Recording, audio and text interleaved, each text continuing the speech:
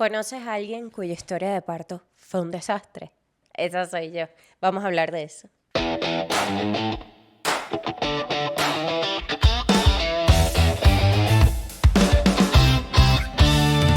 Quiero empezar diciendo que si estás embarazada o planeas quedar embarazada, esta fue mi experiencia y he escuchado muchas buenas experiencias acerca de labores de parto, que no fue mi caso, pero no te tiene que pasar a ti. Así que si decidiste escuchar, que sepas que la tuya puede ser mejor.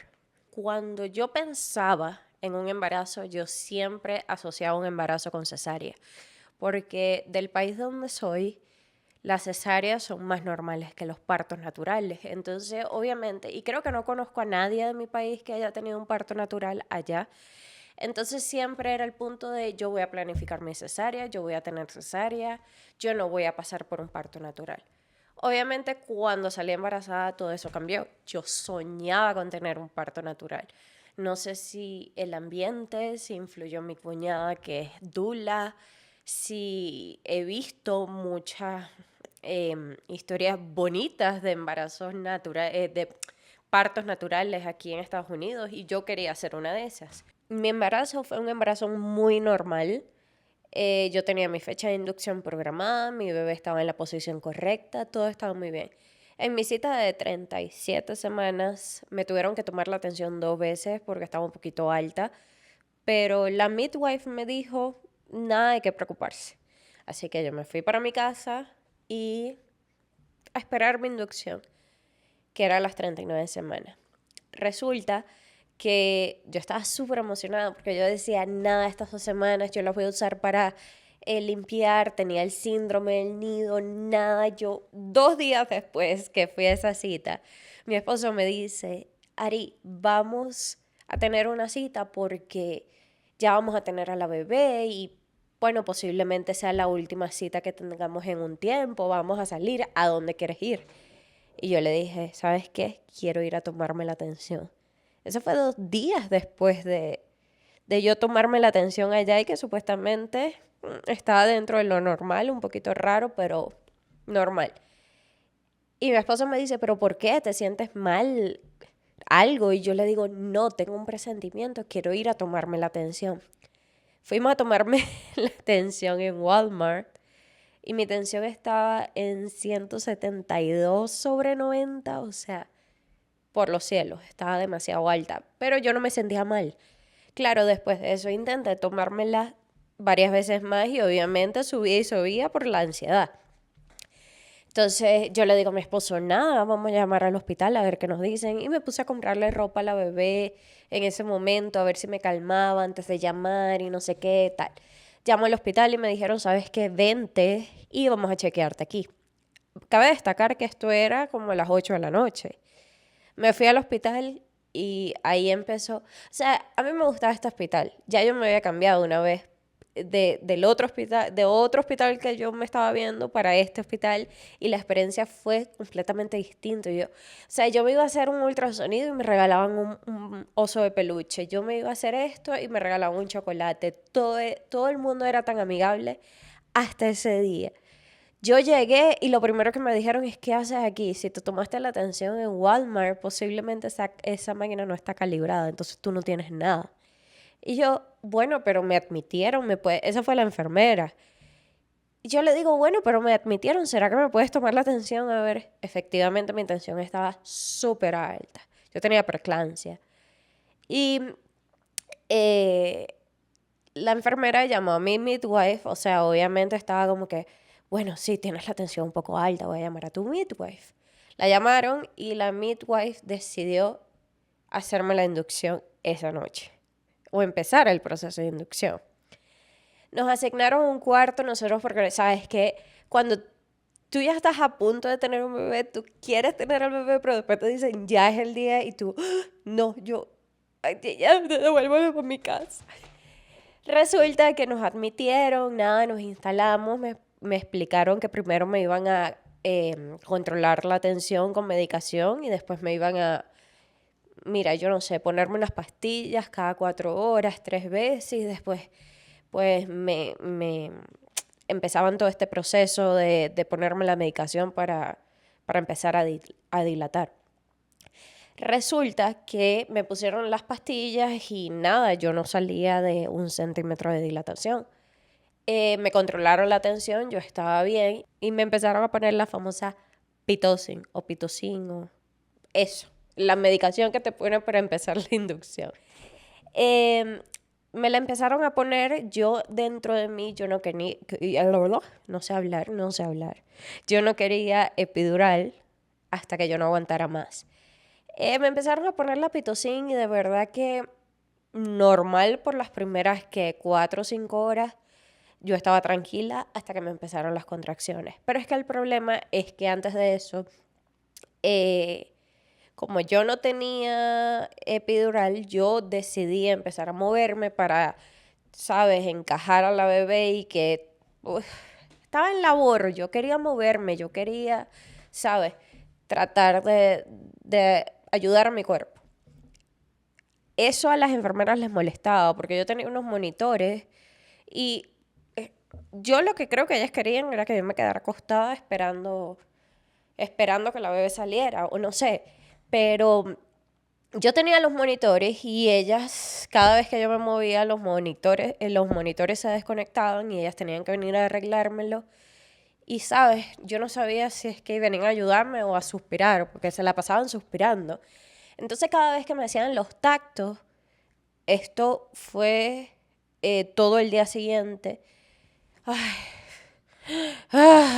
y una suspiradera y yo decía, pero ¿qué es lo que pasa? ¿Qué es lo que está mal conmigo? No has dilatado nada. Ay, esto es horrible. Y yo decía, Dios mío, pero con estos ánimos que me estás dando, o sea, ellas me trataban como que si yo era una carga, que ellas estaban haciendo una ayuda humanitaria en vez de su trabajo. Con esto no quiero decir que todas las enfermeras, las que me tocaron a mí eran así. Yo no sé las otras enfermeras que trabajan en ese hospital. No voy a decir nombres, obviamente, pero todas. Había un cambio de guardia y cada enfermera me hacía sentir que yo estaba perdiendo mi tiempo.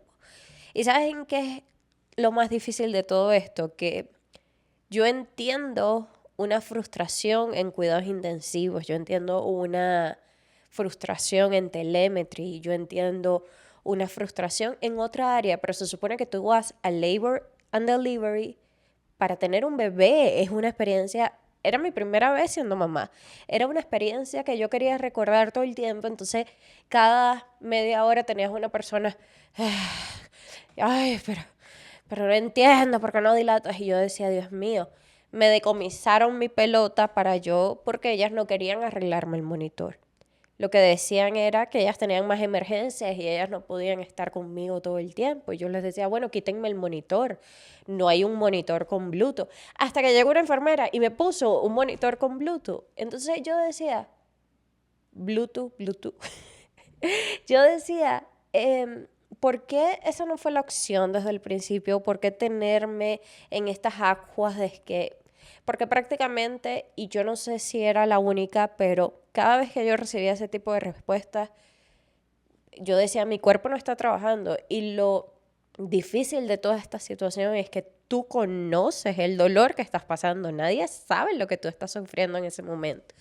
Y yo literalmente me estaba retorciendo cuando me empezaron las contracciones.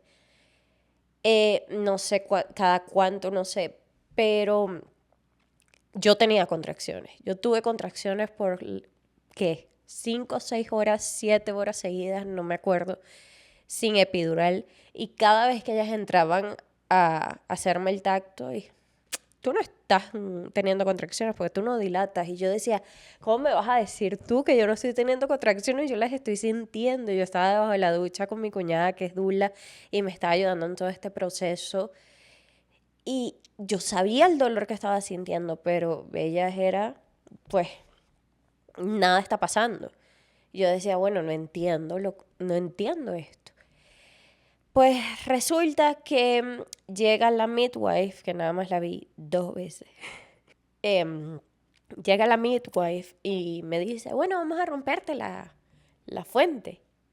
Y yo le digo, ya se me había roto la fuente, no se me había roto completa, pero ella quería entrar y sacarme todo el agua. Y o sea, y mi cuñada en eso saltó, porque yo no soy médico, yo no sé nada de eso, pero yo entiendo que quieres acelerar el proceso, pero hay otras cosas que se pueden hacer. Y mi cuñada dice algo que es muy cierto. Cuando tú estás en esa incertidumbre y a ti te dicen, vamos a hacer eso, tú dices, sí, porque eso es lo... No, uno tiene varias opciones. El problema es que uno no las conoce. Para eso yo tenía a mi cuñada ahí, porque ella tiene conocimiento del tema, entonces yo me sentía como con un apoyo, porque uno en ese dolor, uno, sáquenme a este muchacho ya. Ella, no, pero vamos a ver, ¿y si haces esto en vez de esto? Ella tenía diciéndole a las enfermeras desde las 12 del mediodía, para esto ya son como las 9 de la noche, que por favor me pusieran, yo no conozco el nombre médico de eso, pero es básicamente una pelota que te ponen adentro y te inflan con solución salina, si no me equivoco, y eso te hace dilatar. Ella pidió eso antes que me pusieran la pitocina o esa medicación, y ellos decían que ellos no hacían eso. No, es que eso es algo que aquí no se hace, que tal, y ella, pero yo trabajo de esto, ¿cómo me vas a decir que no se hace? No, pero bueno, es que primero vamos a hacer esto. Resulta que cuando estábamos en ese punto que ya ellas me querían reventar el agua y mi cuñada, no, pero hazlo, ¿por qué no haces esto? La midwife, bueno, eso puede ser una buena idea. Y mi cuñada, tengo más de 7, 8 horas diciéndote, vamos a intentarlo, inténtalo, ¿por qué no lo hace? Sí, pero es que, bueno, a todas estas yo había salido positivo en esa... Ay, yo no me sé, yo me senté aquí y no me sé ningún nombre médico. Pero en el examen que te hacen a las 36 semanas. Entonces, a todas estas horas que yo había pasado ya en el hospital, a mí me estaban inyectando antibióticos. Pues resulta que me pusieron el balloon, no me acuerdo cómo se llama eso. Y eso, las contracciones duelen, pero eso duele como 500 veces más. Eso es un dolor que yo no les puedo. Yo sentía que en todos mis huesos se estaban reventando. Pedí la epidural, la pedí, me llegaron, obviamente después que tú te pones la epidural no puedes comer, supuestamente, no lo sé, ese fue mi caso. No pude comer. Después que me la pusieron como a las 10 de la noche, obviamente descansé. Entonces, otra cosa que yo no sabía, tú tienes un botón para que cuando la epidural te deje funcionar, tú lo presionas y eso te dispara y el botón lo que hace es que te manda más medicación. Entonces, o sea, yo decía, ¿qué es esto? Yo pensaba que nada más era una aguja que te metían. No, es una... o sea, tú prácticamente estás metiéndote el medicamento tú misma. Y a cada rato, y ya llegaba un punto que la medicación se me acababa porque, Dios mío, esa pelota duele horrible. En la madrugada se me reventó. Y yo, Dios mío, esta es la señal, estoy dilatando, ya yo voy a tener, mira, yo tratando de arreglarme porque yo iba a tener a mi bebé en la mañana. Me sacaron la pelota y me dijeron, bueno, dilataste hasta 6. Ya tu cuerpo tiene que hacerlo por sí mismo. Yo me intentaba mover dentro de lo que podía, porque ya tenía la epidural, yo no me podía parar, pero, ¿saben? Podía ponerme de lado y mi cuñado me decía posiciones y tal, y entonces lo mismo con el monitor, que no, que por favor no te muevas, que quédate tranquila, que tienes que descansar, y nada. Se cumplió todo ese día. Yo no había comido, vomitaba porque como les dije, en mi embarazo yo vomitaba si yo no comía, si yo tomaba agua antes de comer. Eso a mí me duró los 3 trimestres. Y yo pasé todo ese día vomitando. Yo estaba, o sea, horrible. Y yo les decía, pero, o sea, no puedes tomar nada, no puedes comer nada, no puedes hacer nada, no sé qué. Llegó finalmente la midwife, ya estamos hablando que este era mi tercer día en el hospital. Y llega la midwife y me dice, ¿sabes qué? No hay más nada que hacer, tienes que hacerte cesárea. Y parte de mí, yo decía, yo siempre quise cesárea, pero ahora quiero un parto natural y no lo puedo tener y ahora yo no quiero la cesárea. Entonces era como sentimientos encontrados. Y no sé si eran sentimientos encontrados porque yo sentía que había hecho mucho 3 días en labor y que nadie... O sea, primero las enfermeras me estaban diciendo que no había servido para nada, que no estaba haciendo nada, que mi cuerpo no estaba respondiendo. Y después, like, no, bueno, sabes que vamos a hacerte una cesárea porque hay riesgo. Yo decía, ¿qué riesgo? Sí, o sea, me tienes aquí por 3 días y ahora hay riesgo, no entiendo. Obviamente mi esposo se puso con ella y pues me hicieron la cesárea al final. Eh, yo estaba vomitando como el exorcista. Yo en mi vida yo había vomitado tanto.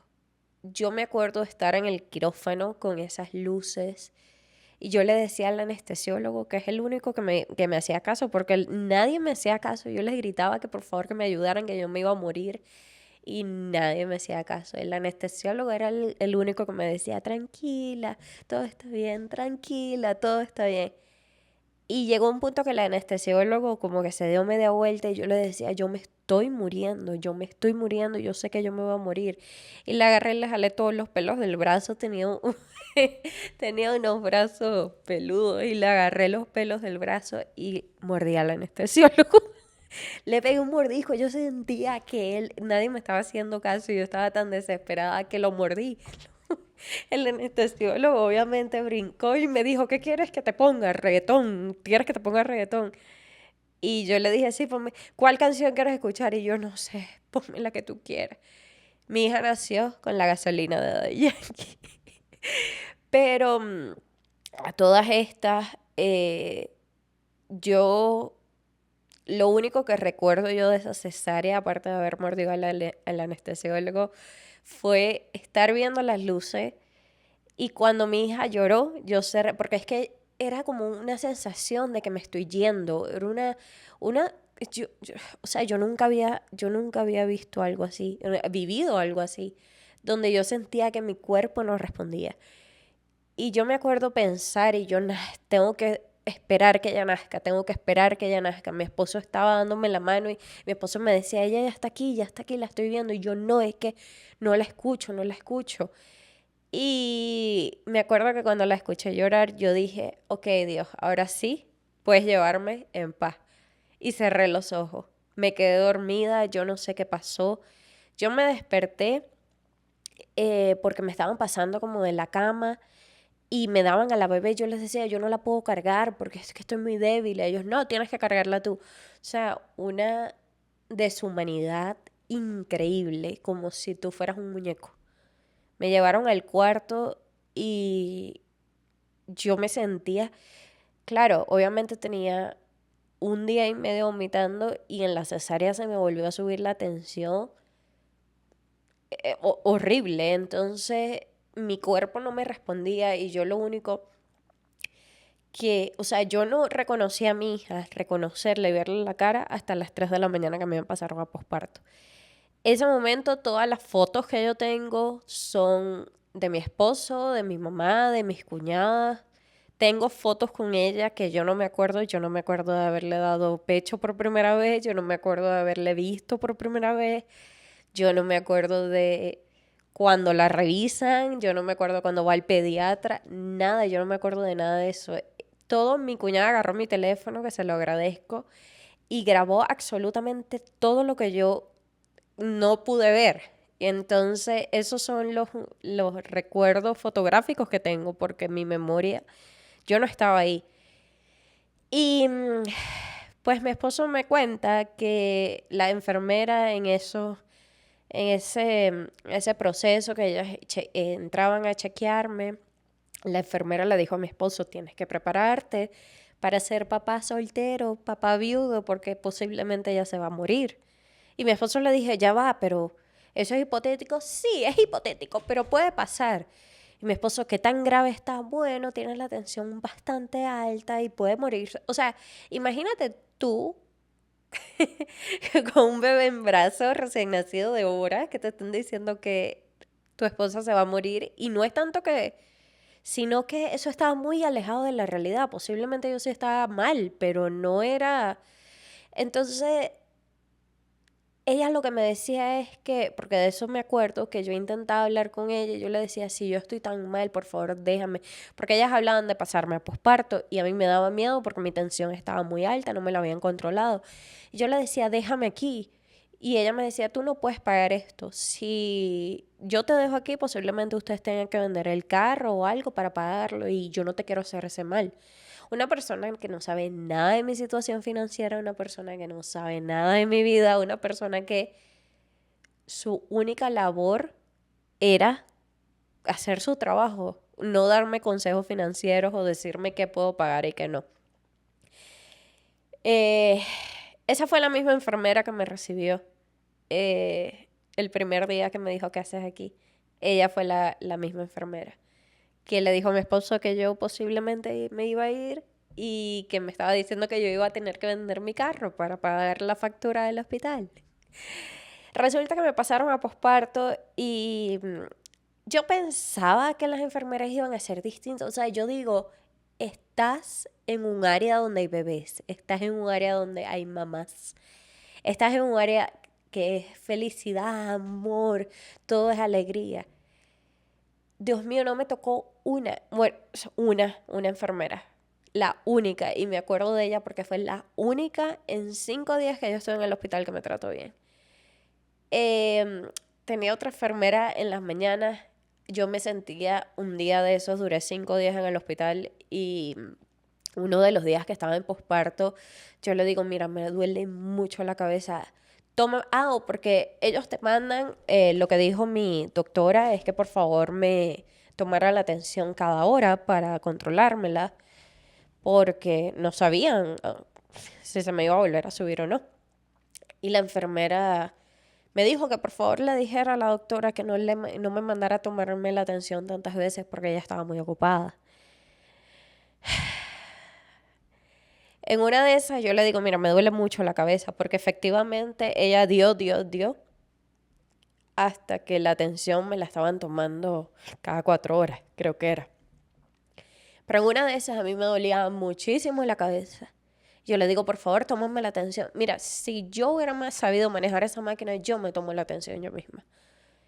Y ella me dijo, ¿sabes qué? No puedo tomarte la atención ahorita porque yo tengo otro paciente y es mi cambio de turno. Y se fue, me cerró la puerta en la cara. Y yo, ok. Yo pensé que posparto iba a ser distinto, ¿no? O sea, yo no sé cuál es el requisito para trabajar en ese hospital, quisiera saberlo. Ser una plasta. Y pues al final, obviamente, no me pasó nada, gracias a Dios, pero sí tuve una complicación en la cesárea. Eh, mi, por lo que me... porque entonces la doctora, obviamente yo tenía una midwife y la midwife podía estar en la operación, pero la doctora era la que me iba a operar, la doctora de guardia, y la doctora de guardia me dijo, pues, es que sabes que tú posiblemente, si te quedas esperando, nunca vayas a tener un bebé. Y yo, pero ¿para dónde se va a ir mi bebé? A todas estas, efectivamente mi bebé estaba mal posicionada. Em, la solución a todo eso era moverse, cosa que no me dejaban hacer por el monitor. Mi bebé estaba con la cabecita de lado, entonces por eso es que mis contracciones se sentían, pero la bebé no terminaba de bajar y por eso mi cuerpo no dilataba. Al final tuve una complicación en la cesárea, cosa que nunca me dijeron. Tuve que leer el informe médico con mi tía, que es ginecostetra, para que ella me explicara qué había pasado, porque nadie me dijo. Resulta que mi útero estaba bastante cansado y en palabras em, coloquiales, no sé cómo decirlo, me amarraron el útero como un saco de papa para poder volvérmelo a meter al cuerpo porque me estaba desangrando. Todo esto por la cantidad de medicación que me pusieron en la inducción, innecesaria, y la cantidad de cosas la cantidad de horas más bien que estuve tratando de tener a mi hija. Al final todo salió bien. No sé, mi cuñada todavía me pregunta qué vas a hacer en tu próximo embarazo. Y la verdad todavía lo estoy pensando porque parte de mí con esto es entender que muchas veces las cosas no son como yo quiero. Uno hace planes y Dios se ríe. Pero también digo, o sea, no quiero volver a pasar por algo así simplemente ¿sabes? Por querer tener un parto natural. Al final creo que me voy con mi yo del pasado que quería programar una cesárea desde el principio y que me enamoré de un parto natural y, ¿sabes? A veces pienso y digo, qué increíble sería tener un parto natural, pero me da tanto miedo pasar por algo así.